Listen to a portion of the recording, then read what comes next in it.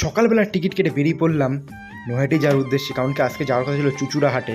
সেই জন্য ট্রেনে চেপে বসে পড়লাম। আর তাই সকালবেলা একটু, তাই ওই জন্য আমার ঘুম পেয়ে যাচ্ছিলো। দেখতেই পাচ্ছ, কী বলবো, সত্যি ঘুম পাচ্ছিলো।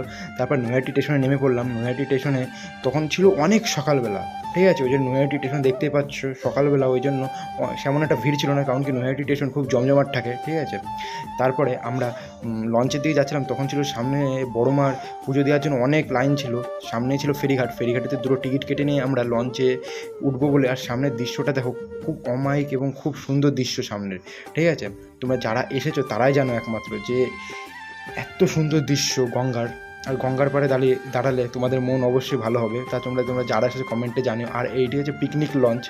তারপর নেমে পড়ে আমরা কাশিমবাজার হাটে চলে আসলাম। আর এখানে ম্যাকডাস গেরোবাজ সব পায়রা ওঠে। আর তোমরা যারা চেনো পায়রা, তারা এই ভিডিওগুলো দেখো, অবশ্যই ভালো লাগবে। আর একজোড়া কামাগার পায়রা উঠেছিল। তোমরা যারা কামাগার পায়রা চেনো কমেন্টে জানো।